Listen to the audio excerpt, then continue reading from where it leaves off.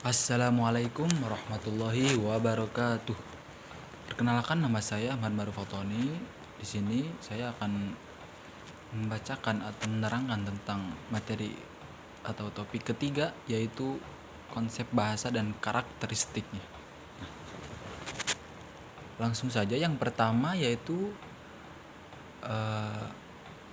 dari Ibnu Jinni, wafat pada tahun 390 Hijriah atau 1002 Masehi. Jadi Ibnu Jinni mengemukakan bahwa bahasa itu al-lughatu hiya uswatun aswatun biru biha kullu qaumin an i'radihim.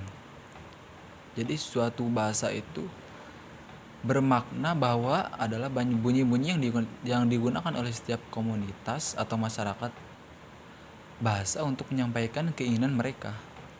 Jadi menurut Ibnu Jinni ini, bahwa bunyi yang digunakan setiap masyarakat atau suara-suara yang digunakan oleh setiap masyarakat itu menyampaikan semua keinginan mereka. Nah, definisi tersebut menurut Abdur Rojahi mencakup beberapa realita kebahasaan, yaitu menjadi ada tiga. Yang pertama yaitu fungsi bahasa sebagai sarana interaksi dan komunikasi. Kita udah tahu semua bahwa bahasa itu ya kita sebagai interaksi dengan sesama manusia atau sesama masyarakat pada umumnya, interaksi dan komunikasi. Yang kedua yaitu penggunaan bahasa adalah komunitas masyarakat, bukan individu. Jadi tidak hanya per individual saja, jadi semua komunitas masyarakat juga menggunakan atau penggunaan bahasanya itu sama. Nah, yang terakhir yaitu penggunaan bahasa oleh komunitas masyarakat bertujuan untuk menyampaikan maksud dan keinginannya mereka.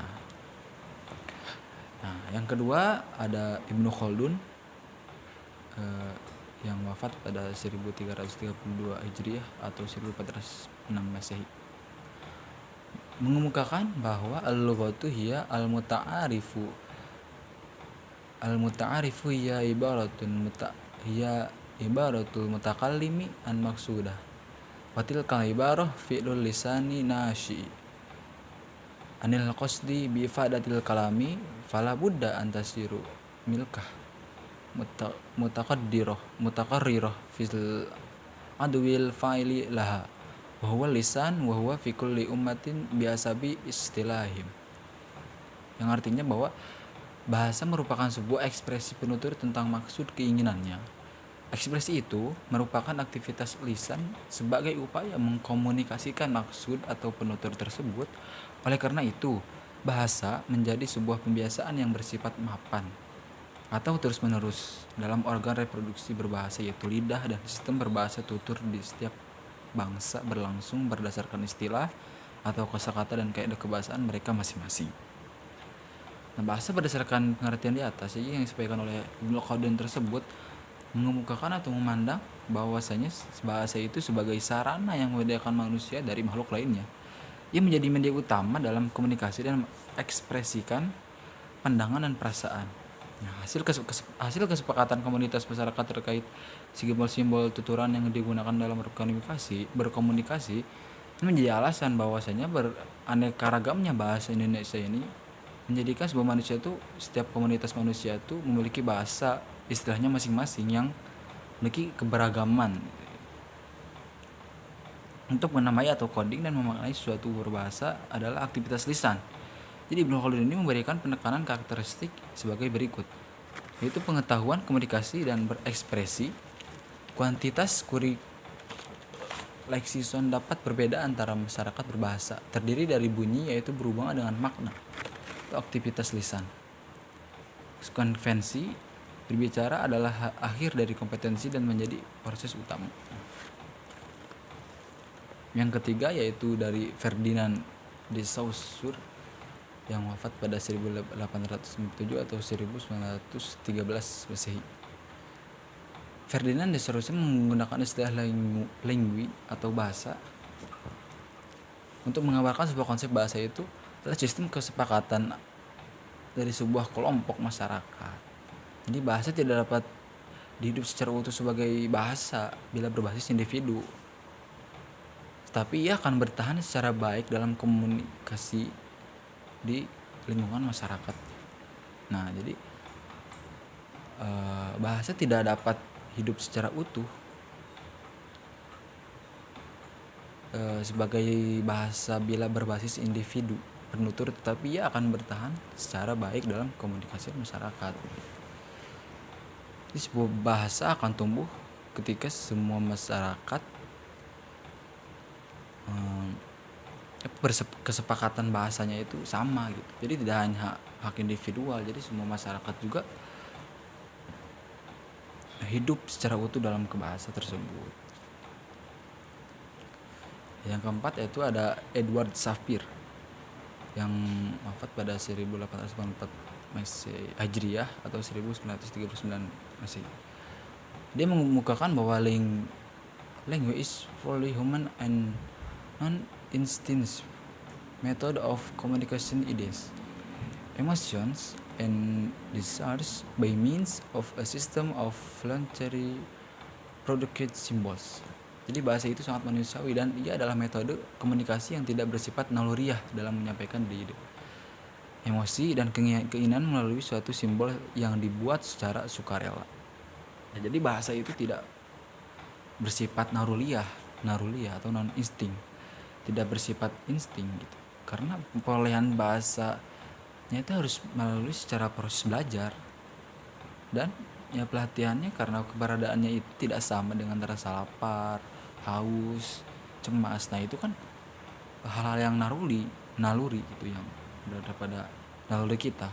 Jadi bahasa itu tidak sama dengan naluri ya, karena kita harus ada proses pembelajarannya gitu, menurut Edward ini, menurut filsuf ya. Terus dalam pelatihannya karena keberadaannya itu tidak sama dengan rasa lapar. Nah ya, yang dapat muncul tanpa harus ada latihan karena ia bersifat naluri manusia. Jadi ya tidak ada latihan untuk melakukan hal tersebut gitu, kayak lapar, haus, ya tidak ada latihan ya karena itu sifatnya naluri. Ya beda lagi, dan bahasa kan harus dipelajari dulu lebih dalam, apa sih bahasa ini, oh bahasa Arabnya ini, oh bahasa Indonesia ini. Jadi kita harus belajar lebih dalam lagi ya, karena berbeda jauh lagi dengan sifat naluri yang seperti lapar, haus.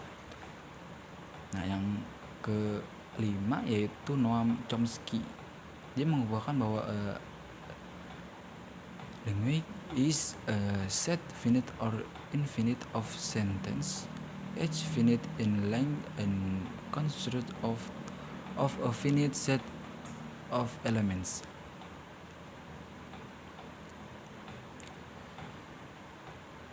Dan yang keenam yaitu M.A. Halliday. Dan dia itu apa ya? Dia jadi M.A. itu apa? M.A. Halliday. The linguist ring of possibility. Langsung aja ya, bahasa Indonesianya aja. Kurang fasih.